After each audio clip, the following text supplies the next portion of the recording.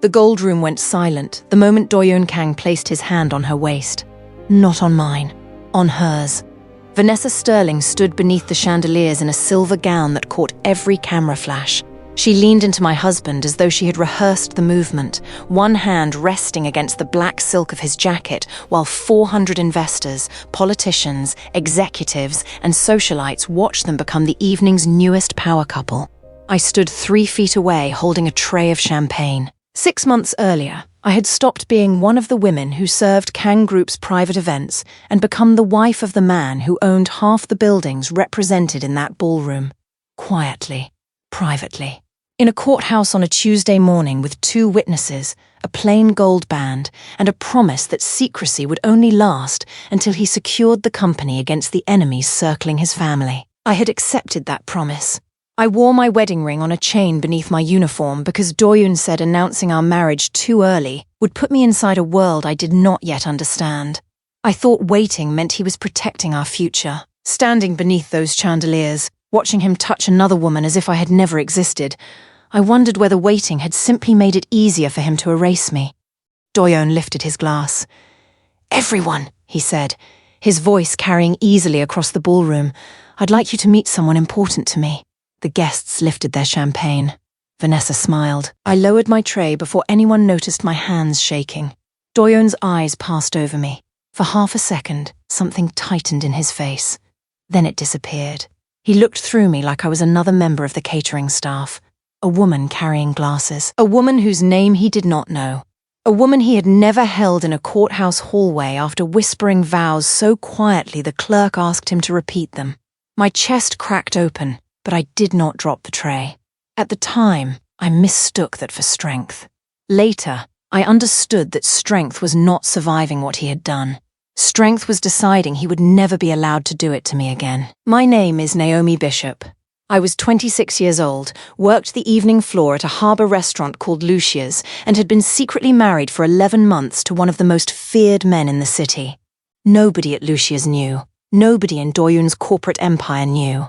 Most of his family did not know. I had believed secrecy kept our marriage safe. That night, secrecy turned me into a woman who could be publicly replaced without anyone realizing a wife had just been humiliated.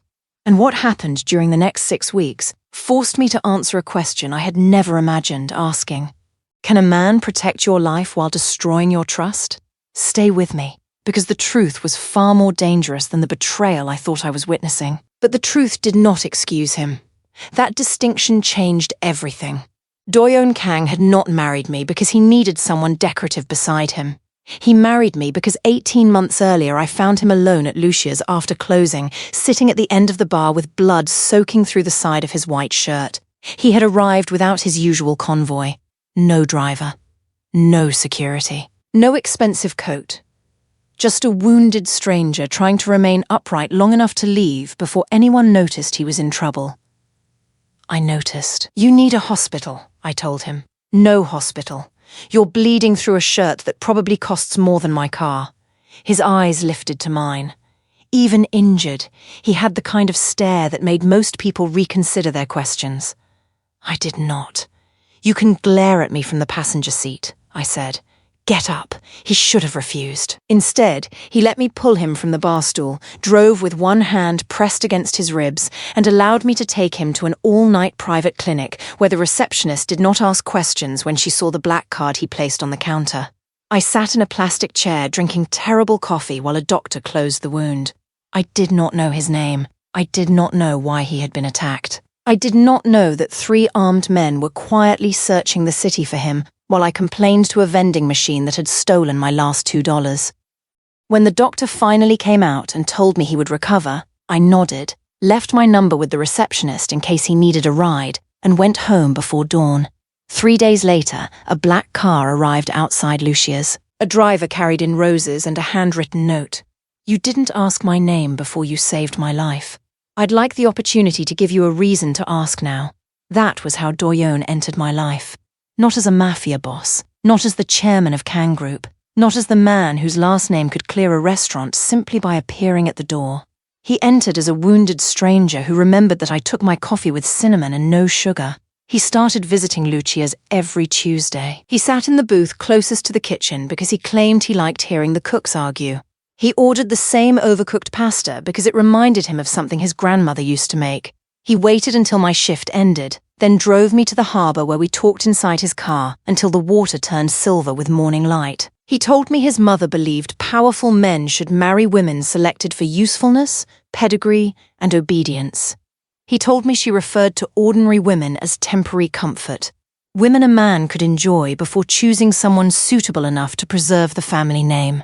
I asked what he thought. He looked at me across the dark car and said, "I think a woman who stays beside you when you have nothing to offer, but blood on your shirt is worth more than every polished name my family could put on a list." That was the man I trusted, quiet outside a room, dangerous inside it, careful with every decision, gentle with me in ways nobody in his empire would have believed. When he proposed, he did not offer a public spectacle. He took me back to the clinic where we first met, waited until the same nurse came out for her night break, and asked me to marry him beside a vending machine that still owed me $2. We married on a Tuesday morning. I smelled faintly of garlic and lemon from the previous night's shift. He had left a board meeting early and still carried 3 phones in his coat. Odalys, my best friend and fellow server, stood beside me. Minjun Park, Doyoon's security chief, stood beside him. When the clerk asked whether anyone objected, I laughed. Nobody knew enough to object. That secrecy felt romantic then. It felt like something belonging only to us. I did not yet understand that love hidden from the world can also leave a woman without witnesses when that love is denied. 3 weeks before the gala, everything had still felt normal. Doyoon came to Lucia's on Tuesday, ordered his terrible pasta, and waited until my shift ended. We drove to the harbour. He seemed distracted, but distraction was not unusual for a man who controlled shipping routes, construction companies, private security contracts, and several businesses that were never discussed near open windows. "You're somewhere else tonight," I said. He stared through the windshield. "There are changes happening around the company." "What kind?" "The kind I don't want near you." I turned toward him. "You married me. That means the things near you are already near me." He looked at me then. For one moment I saw fear. Real fear. It was gone before I could name it. "I'm handling it," he said. That answer should have bothered me. Instead, I trusted him. I had built too much of our marriage around the assumption that Doyoon's silence always had a responsible explanation. 2 nights later, he appeared at Lucia's on a Wednesday. He did not take his booth. He stood near the host desk wearing a black suit and an expression that made the room around him feel colder. I walked toward him, smiling until I saw his eyes. "What happened?" "I need you gone." I stared at him. "Gone where?" "From the towers, from my events, from every place where anyone might connect you to me." "Why?" "You will return the apartment key Minjun gave you. You will stop using the car. You will not call my private number." My heart began pounding. "Doyoon, what are you talking about?" His jaw tightened. "Do exactly what I'm telling you. You came into my workplace to dismiss me like an employee? I came because this cannot wait." "Then explain it." "I can't." "You mean you won't?" His gaze shifted briefly toward the windows. A dark car was parked across the street. At the time, I assumed it belonged to him. Later, I learned it belonged to someone watching me. "Because I said so," Doyoon said. "That has to be enough." It was the coldest sentence he had ever spoken to me.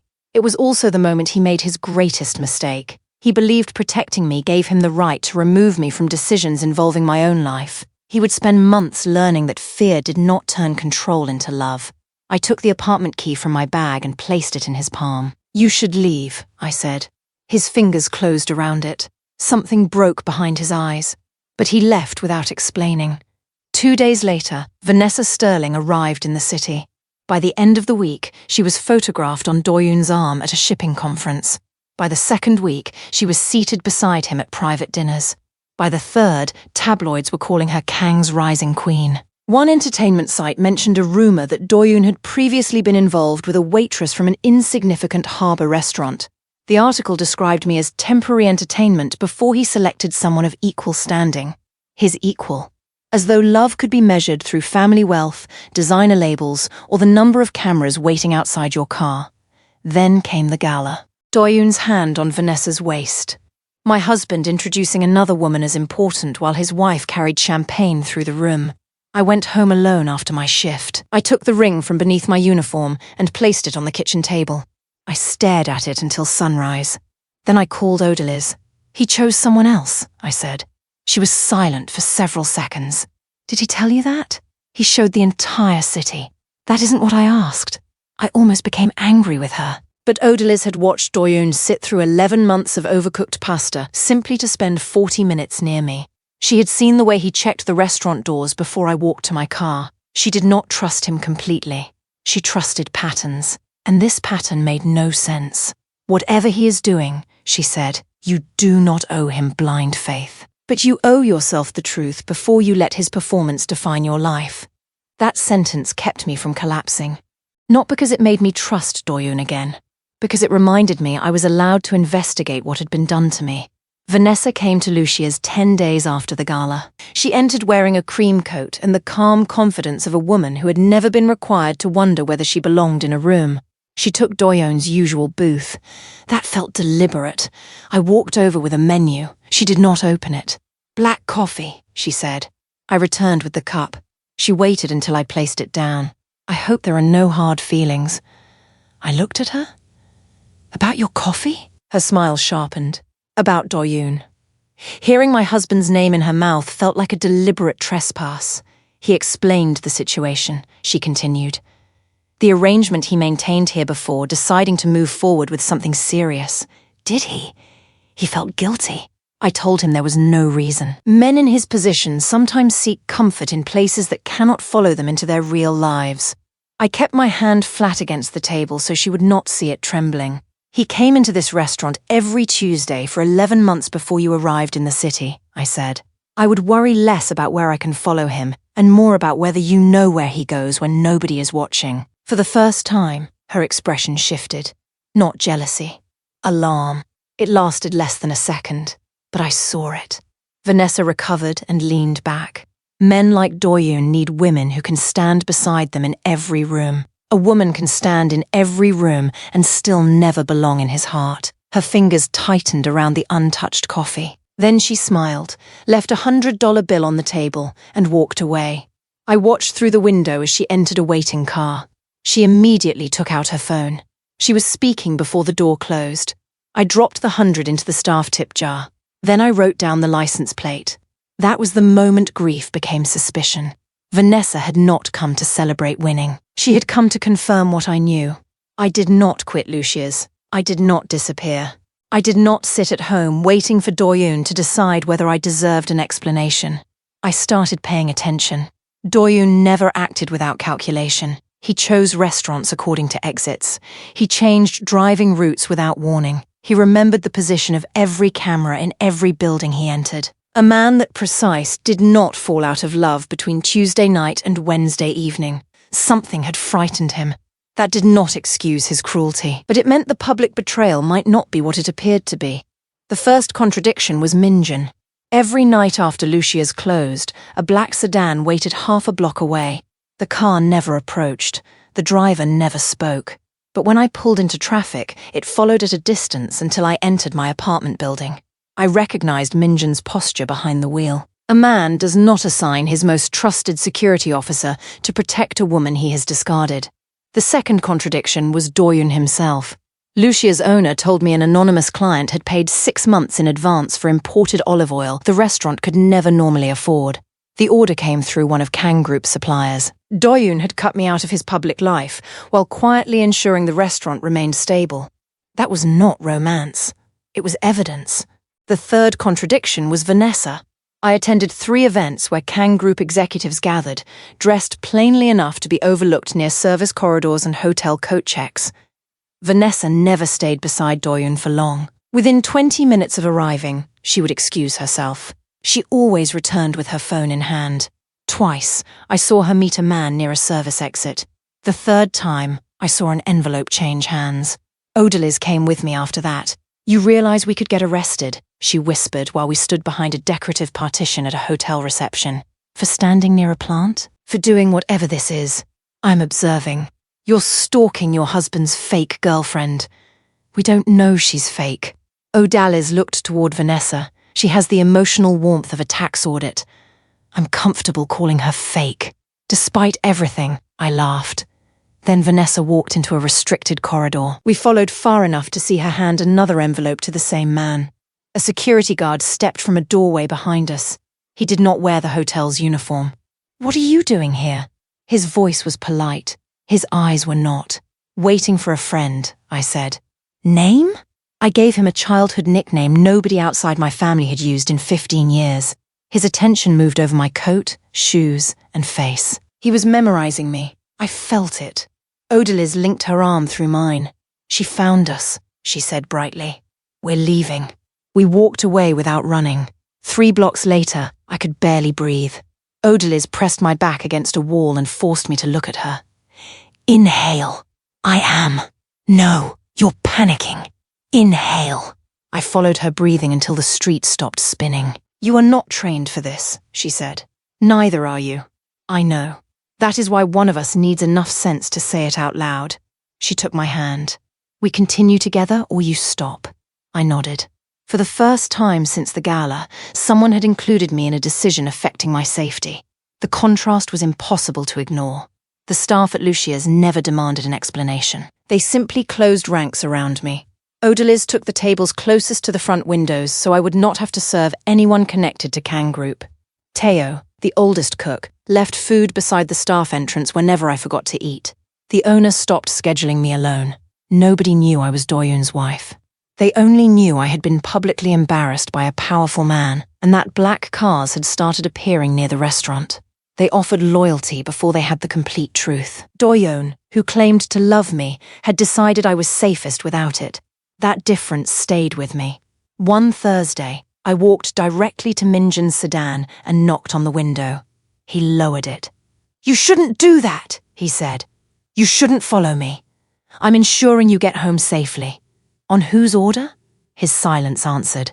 I leaned closer. "Vanessa Sterling is meeting someone in service corridors. She passes envelopes. Her security is not Kang Group." Minjun's face remained unreadable, but his hand tightened on the steering wheel. "You should stop following her. You should stop asking me to remain ignorant. This is bigger than you understand. Then help me understand it." "I can't."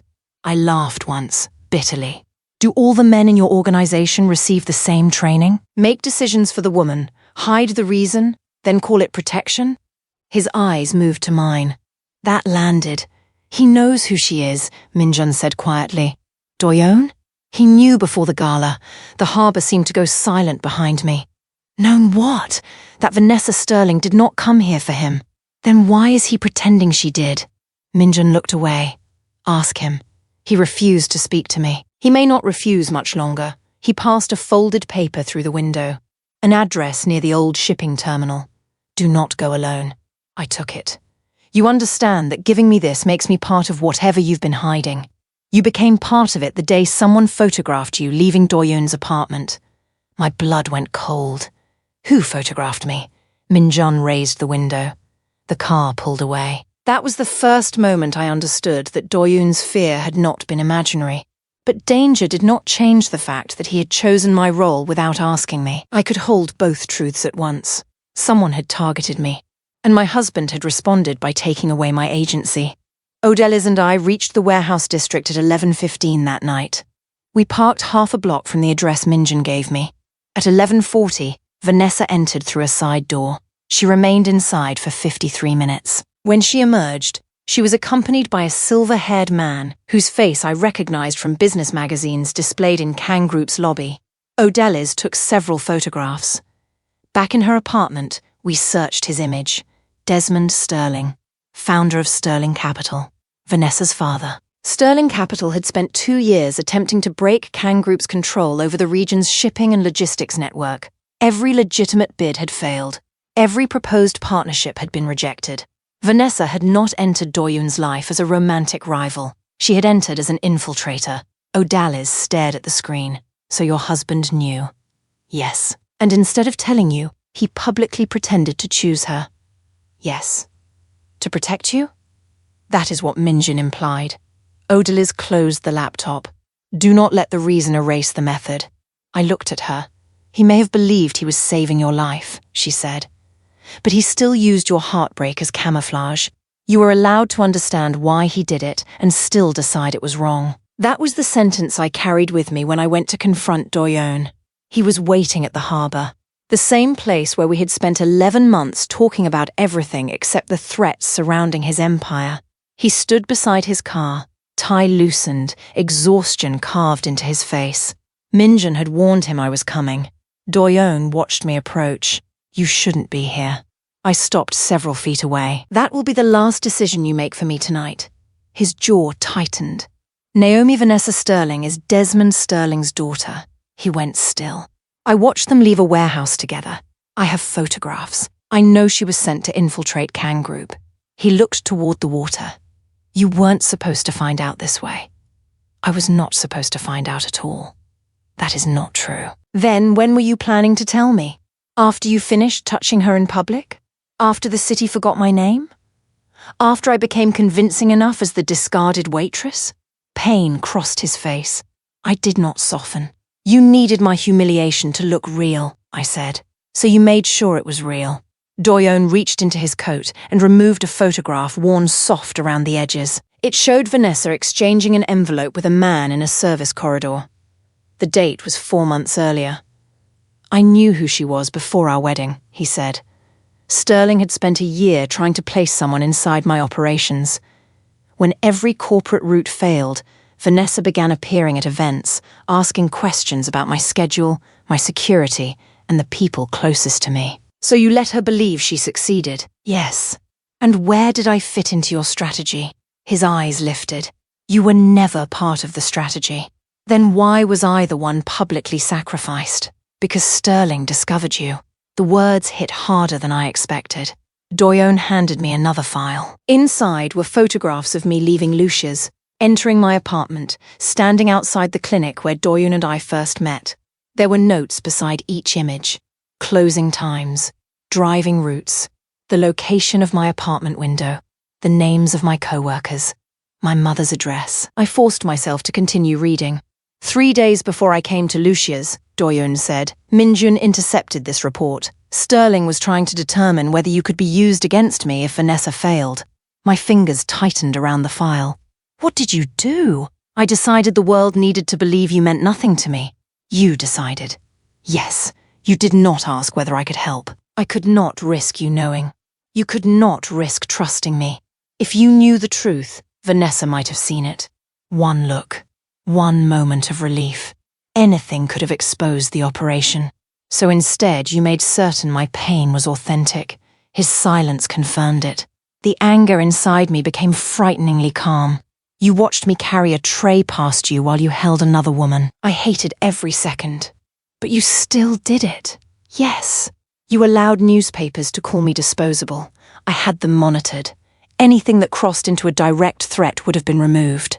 You monitored my humiliation? His face tightened. I protected your life. You damaged the life you were protecting. Doyoon looked as if I had struck him.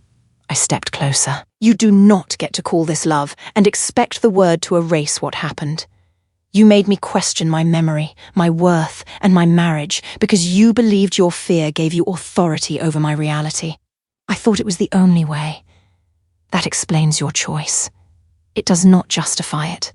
The harbour wind moved between us. Doyoon lowered his head. I know. No. You know the operation worked. You do not yet understand what it cost. I haven't slept more than 2 hours in weeks. That is not the cost. His eyes lifted. The cost is that I no longer know whether you see me as your wife or as another person to position on your board. You are not a piece on a board. You treated me like one. He opened his mouth. I raised my hand. I am not forgiving you tonight. A flicker of panic crossed his face. You said both, he whispered. At the clinic, you said that was before you used my pain without my consent. He looked at the ring still hanging beneath my blouse. I took the chain from my neck. For 1 second, hope appeared in his eyes. Then I placed the ring in his hand. His fingers closed around it as if it was something breaking. I am still legally your wife, I said. But until I decide otherwise, you will not behave as though marriage guarantees you access to me. Naomi, you will tell me everything about the threat. I will decide what risks I accept. You will not touch me, visit Lucia's, or send gifts through suppliers unless I approve it. Minjin may continue security only if he reports directly to me when it concerns my safety.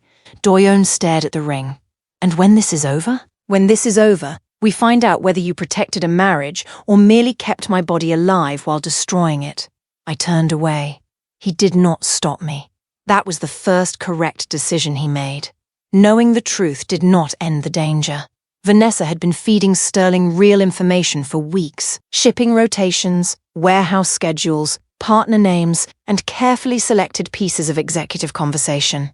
Doyoon had mixed truth with falsehood, allowing her to believe she had become useful without giving her anything capable of collapsing Kang Group. But Desmond Sterling had grown impatient.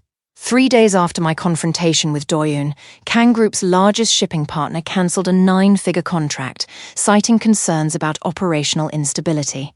2 smaller partners followed. The financial press treated the departures as evidence that Kang Group was weakening. Sterling Capital began quietly approaching the companies that remained. Minjin called me. Not Doyoon. That mattered. There is a meeting, he said. Doyoon asked whether you wished to attend. Did he ask, or did you? He asked. He also said I was not to pressure you. I looked at the ringless chain on my dresser. I'll attend. When I entered Doyoon's office, 12 executives were seated around the conference table. Several recognized me from Lucia's. Their confusion was obvious. Doyoon stood when I entered, but did not approach. This is Naomi Bishop, he said. She is my wife. The room froze. Doyoon continued. She is also the person whose safety I used to justify decisions that excluded her from this operation. That was my failure. From this point forward, she receives the same information I receive, where her life or identity is involved. He did not look at me for approval. He simply admitted the truth in front of the men whose respect mattered most to him. It did not repair the damage, but it was the first brick. Minjin displayed the falling market numbers. If 3 additional partners leave, we lose the quarter, he said. Possibly the year. Several executives began arguing about emergency statements, private negotiations, and legal threats. Doyoon remained silent. Then he looked at me. What would you do? The room quieted. Not what should I do? What would you do? It was the question he should have asked before any of this began. You have been feeding Vanessa false information, I said. Yes. Sterling is no longer cautious. He believes Kang Group is vulnerable. He does. Then give him something true enough to verify and false enough to destroy him. Doyoon's gaze sharpened. I walked toward the screen. He wants a victory that proves he has replaced you. Give him a contract so valuable that he cannot resist announcing he stole it. Let him believe Kang Group is about to lose the biggest deal of the year. Minjin leaned forward. What makes the information verifiable? A regular at Lucia's works in logistics compliance for the Pacific Port Authority. He talks more than he realizes. If I mention that Kang Group's deal may be unstable, he will repeat it. Sterling's people will believe they discovered confirmation independently. One executive frowned. You are proposing that we deliberately leak information through a civilian. No, I said. I am proposing that I use a relationship I built over 4 years to control which rumor reaches the person already fishing for it. Minjin smiled slightly. That is better tradecraft than half our staff. I wait tables. People confess their entire lives when they think you're only refilling water. Doyoon watched me with something deeper than admiration. Regret. He was seeing what fear had prevented him from seeing earlier. I was not merely someone to hide. I could stand beside him in the danger and make decisions of my own. Quantify it, Doyoon told Minjin. Find a number Sterling cannot resist. Then he turned back to me. This operation proceeds only if you approve every step involving you. I approve the concept, I said. Not the execution yet. He nodded. No argument. Another brick. The number was $420 million. Kang Group had quietly secured a Pacific Port Logistics contract 8 months earlier. The agreement was signed, sealed, and protected by confidentiality clauses that prevented public disclosure until construction milestones were reached. Vanessa would be led to believe the contract remained under negotiation and that Kang Group's recent instability had caused the authority to reopen discussions. The lie carried risk. If Sterling conducted proper due diligence, he would discover the contract was already final. But arrogance had begun replacing caution. Vanessa received the information during a private dinner. This time, I knew exactly what would happen. That knowledge did not make it painless. Photographs appeared the following morning showing Doyoon and Vanessa leaving the restaurant together. He had not touched her. Still, seeing them side by side reopened something inside me. Doyoon called once. I did not answer. He sent one message.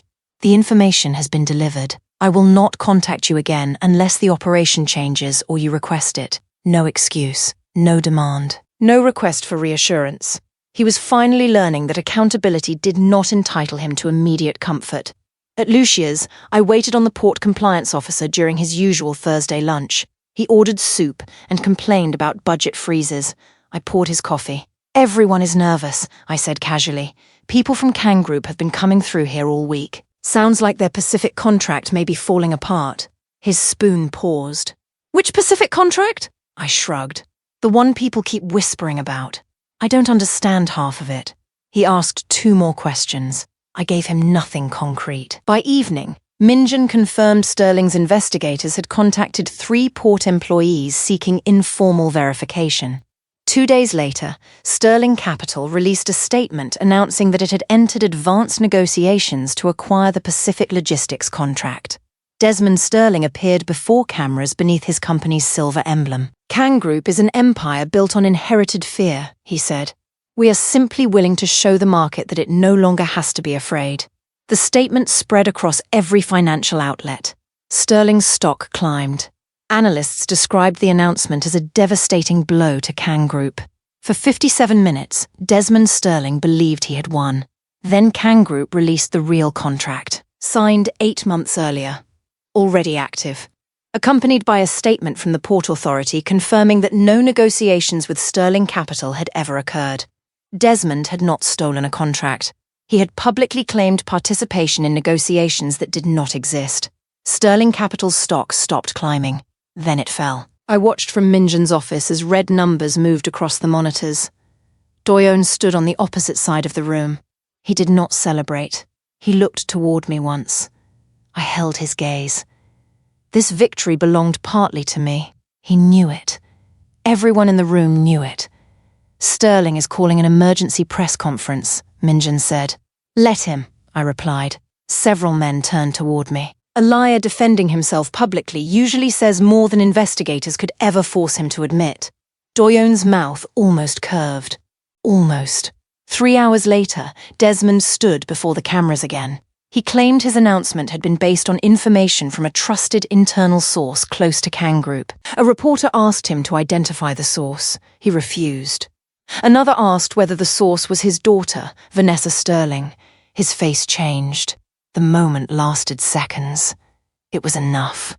By the end of the press conference, every major outlet was asking why Vanessa had spent 6 weeks publicly attached to Doyoon Kang while her father used information connected to Kang Group. The romantic story collapsed.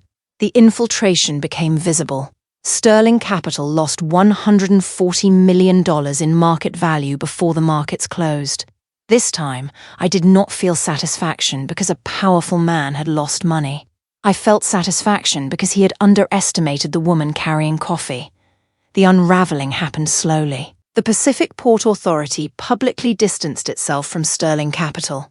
2 board members re-signed. 3 former business partners came forward with allegations that Desmond had used fabricated insider information to pressure them out of contracts. Regulators opened inquiries. The shipping companies that had abandoned Kang Group requested meetings.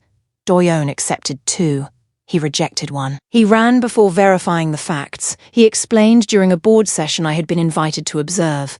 A partner who panics at the first headline becomes a liability during a real crisis.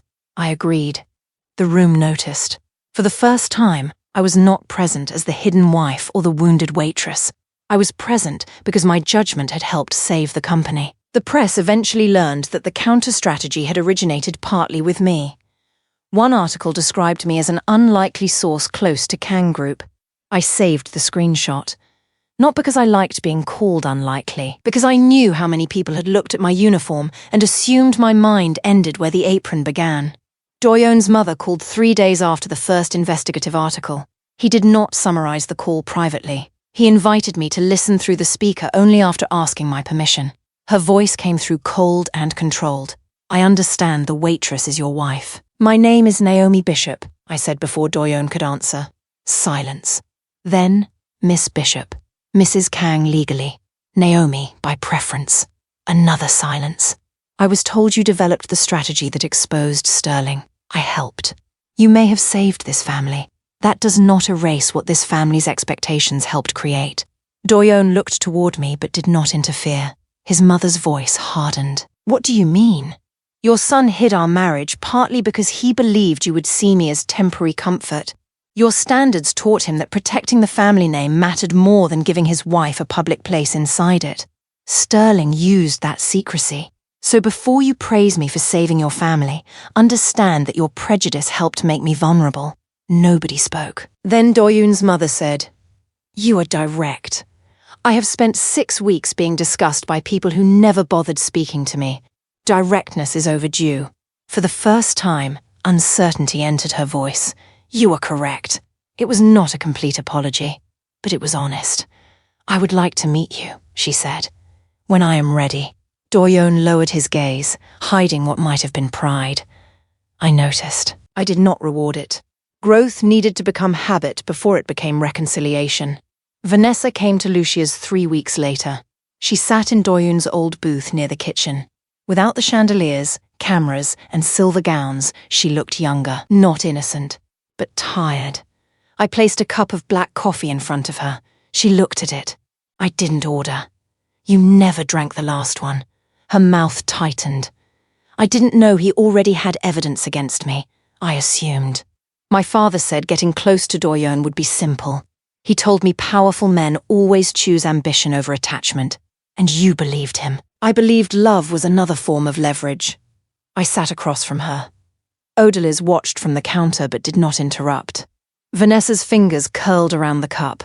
My father knew about you before I arrived. He had photographs. He told me you were temporary. He said Doyoon would abandon you the second a woman from the right family appeared. He was wrong. He was wrong about you, she said. But Doyoon still used me as a trap. He did. And he used your pain to make it believable. Yes, she looked surprised. You don't defend him? I understand why he made the decision. I do not defend the decision itself. Vanessa looked down. My father used me. Doyoon used me back. The difference is that Doyoon knew exactly who I was. You still entered another woman's marriage knowing you were there to help destroy her husband. Her eyes lifted. I know. You came here and called me casual. I wanted to see whether you knew anything. I also wanted to hurt you because your existence made me feel like I was failing. Her honesty landed harder than an excuse would have. You were not competing with me, I said. You were competing for your father's approval. A tear moved down her cheek. She wiped it away immediately. You sound sorry for me. I'm not. I understand you. Those are different things, she nodded. Before leaving, she placed a 20 on the table. This one is for the coffee. I took $4 and returned the rest. I don't accept money meant to make people feel forgiven. She looked at the change, then at me. I hope he earns you back. That is not your concern. No, she said. I suppose it isn't. She left the city within the month. I later heard that she had testified against several Sterling executives in exchange for reduced civil liability. She was not redeemed by one conversation. She simply stopped allowing her father to define usefulness as love. Sometimes that is where change begins. 6 weeks to the day after the first gala, Kang Group hosted another event in the same gold ballroom. Doyoon asked whether I wanted to attend. He did not tell me I needed to. He did not send a dress. He did not arrange a car. He asked. I agreed under one condition. I enter through the front doors under my own name. You will. I will not appear beside you until I choose to. He nodded. And you do not announce anything about our marriage that I have not approved. I understand. I wore a black gown Odalys helped me choose. Not white. Not silver. Nothing designed to make me look acceptable to the Kang family. I entered beside my best friend. The room noticed. Whispers moved through the crowd as people recognized the waitress from Lucia's. The woman mentioned in the investigations, and the secret wife whose existence had become the most discussed story in the city. Doyoon stood at the podium. He did not summon me. He began alone. 6 weeks ago, I stood in this room and allowed every person present to believe I had chosen Vanessa Sterling. The room quieted.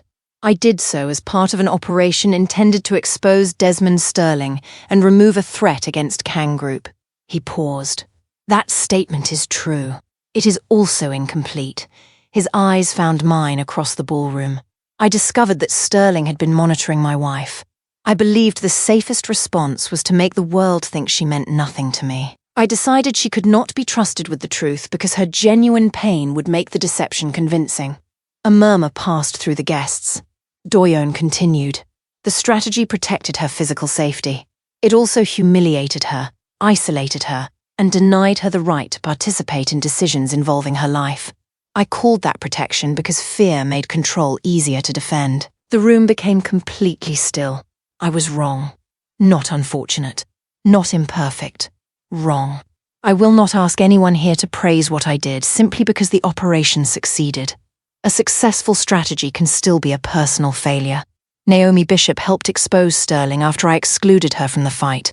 She saw what my own people missed. She designed the trap that ended his attack. She proved that the woman I tried to hide was never the weakness in my life. He stepped away from the podium. Then he waited. No reaching. No public command. No pressure. The decision belonged to me. I walked toward him. The room watched. I stopped several feet away. Doyoon removed my wedding ring from his pocket. He had carried it for 6 weeks. He did not attempt to place it on my finger. She was the trap, he said. You were always my wife. The cameras flashed. I looked at the ring, then at him. And a wife is not property to be moved without her consent. His eyes lowered. No, a wife is not protected by being denied the truth. No, a wife is not required to forgive because the man who hurt her had a reason. No, the room had expected a romantic reunion. Instead, it received terms. If we continue this marriage, I said, there will be no more secret operations involving me. I receive complete information about threats to my safety. I choose whether I participate. You do not decide what pain I should carry for your empire. I agree. You will attend counseling with someone who does not work for Kang Group, answer to Kang Group, or fear your last name. Several guests looked shocked. Doyoon did not. I agree. Our marriage will remain separate while you prove that agreement means more than what you say under chandeliers. Pain crossed his face. Still, he nodded. I agree. I took the ring from his palm, but I did not put it on. The room remained silent.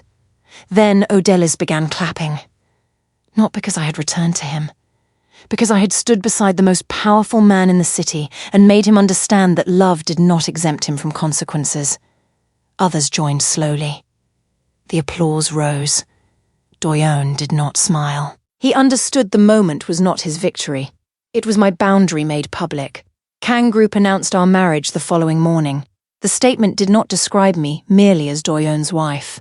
It credited me as a strategic advisor in the Sterling operation and announced the creation of an independent ethics and risk committee with authority to review security decisions affecting employees and family members. I had demanded it. Doyoon agreed without negotiation. The committee's first policy was simple. No person connected to Kang Group could be placed inside an operation without informed consent, unless immediate emergency circumstances made consent impossible. Fear would no longer become an excuse for control. The financial press called the policy unusual.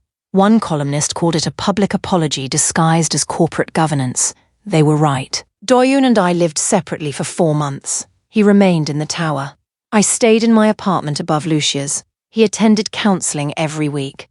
At first, I assumed he would select a therapist accustomed to powerful clients and carefully managed truths. Instead, he chose a middle-aged Korean-American woman who interrupted him whenever he tried to turn emotion into strategy. The first time we attended together, she asked him why he had chosen humiliation instead of trust. Because I believed I could survive her hatred more easily than I could survive her death, he said. She looked at him calmly. And who told you those were the only possibilities? Doyoon had no answer. That silence did more than any apology under the chandeliers. He had built his life around controlling every possible outcome. Marriage required him to accept that loving someone meant allowing her to choose risks he could not eliminate. He began visiting Lucia's again only after asking. The first Tuesday, he sat at the counter instead of his old booth. I served him coffee. He did not ask whether I missed him. He did not ask when I would return. He ate Teo's overcooked pasta, paid the bill, and left. The next week, he came again. The week after that, he helped the owner carry a delivery through the back entrance when a staff member failed to arrive. Nobody at Lucia's treated him like a king. Odalys made sure of that. "You do not get special service because you own buildings," she told him. "I understand. You also do not get to stare at Naomi like a tragic music video." I wasn't. You were. Doyoon looked toward his plate. I hid a smile. He returned every Tuesday. Not to reclaim me. To become reliable in a place where his authority meant nothing. Doyoon's mother invited me to tea again. This time I accepted. Her home was quieter than I expected. No staff waiting inside the room. No photographers. No family representatives. She poured the tea herself. "I owe you an apology," she said. "Yes." She seemed surprised by the direct answer. I waited. I spent years teaching my son that women outside our world could not survive inside it. I told him affection was private, but marriage was strategic. When he found someone he loved, he hid her partly because he expected my contempt. He was responsible for his decisions. He was. But I helped build the beliefs behind them. I took a sip of tea. She continued.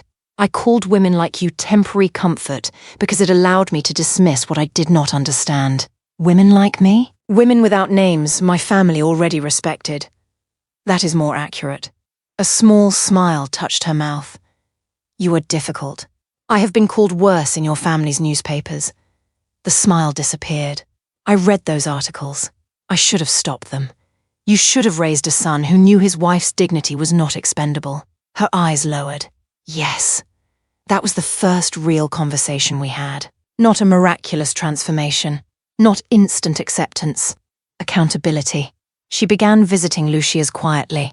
The first time, she tried the pasta Doyoon ordered every Tuesday. She took one bite and looked offended. "He eats this voluntarily?"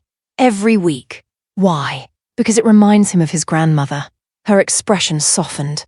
For the first time, I saw the mother beneath the Kang family title. Relationships did not become easy. They became honest. That was better. Desmond Sterling's collapse continued through winter. More former partners came forward. Regulators uncovered payments routed through consulting companies used to purchase confidential information. Vanessa testified. Sterling Capital's board removed Desmond unanimously. He retained his surname. He lost control of the company carrying it. Doyoon received the news while sitting at Lucia's. Minjun handed him the phone. Doyoon read the message and placed it face down. "You don't look pleased," I said. "I wanted him unable to threaten you. And now? Now he cannot. That is not what I asked." He looked toward the harbour beyond the window. Destroying an enemy never repairs what fear made me do. The answer surprised me. Months earlier, Doyoon would have treated victory as proof that his method had been justified. Now he understood that the successful outcome and the moral failure could exist together.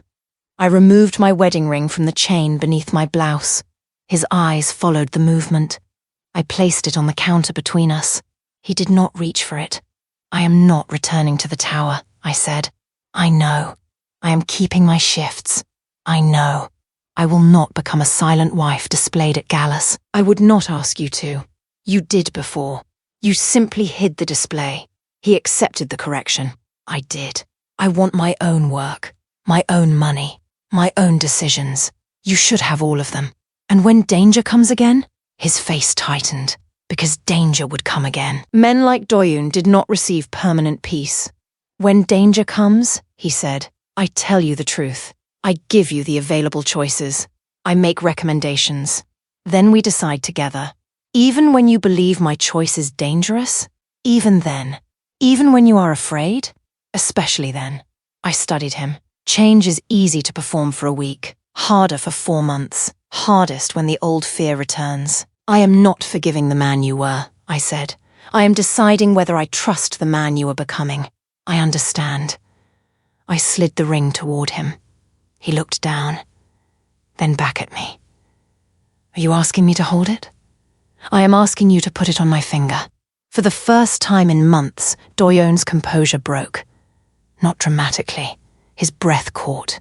His eyes closed for 1 second. Then he lifted the ring carefully, as though touching it too quickly might make the moment disappear. He placed it on my finger. No cameras, no chandeliers, no standing ovation. Just the counter at Lucia's, the smell of garlic and lemon, Odell is pretending not to watch from behind the register, and Teo shouting from the kitchen that somebody needed to pick up table 7. It was better than the gala, because this time, the decision belonged to me. People still ask whether I forgave Doyoon, because his betrayal had secretly been an act of protection. The answer is no. I forgave him because he stopped using protection as a defense. He admitted that fear had made him controlling. He accepted separation without punishing me for it. He submitted his decisions to independent review. He told the truth publicly, even though it damaged the heroic story people wanted to tell about him. Most importantly, he learned that loving me did not make him the owner of my choices. The man I married would have burned down a city to keep me alive. The man I chose again learned to stand beside me while I decided how I wanted to live. There is a difference, a necessary one. I still work 3 shifts a week at Lucia's. Doyoon still comes on Tuesdays. Minjin no longer idles outside without telling me. He sends a message first. Security concern is low. Would you like an escort tonight? Sometimes I say yes. Sometimes I say no. Either answer is respected. Odelis became manager after the owner retired and immediately raised everyone's wages before buying herself a new office chair she describes as her throne. Teo still leaves food near the staff entrance whenever I skip dinner. Doyoon's mother comes once a month, complains about the pasta, and orders it anyway. Kang Group's ethics committee became permanent. I accepted a paid advisory role focused on employee protection and internal misconduct reporting, but I refused an executive title created merely to make me look impressive beside my husband. I wanted work with purpose, not status borrowed from his name. At the next company gala, Doyoon did not introduce me as someone important to him. He introduced me by name. Naomi Bishop Kang, he said, strategic advisor, restaurant professional, and the woman who saved this company after I made the mistake of believing she needed to be hidden. The room applauded. I leaned close enough for only him to hear. You added too much. I was instructed to tell the truth. You are learning. I'm trying. Across the ballroom, cameras flashed. The same chandeliers glowed above us.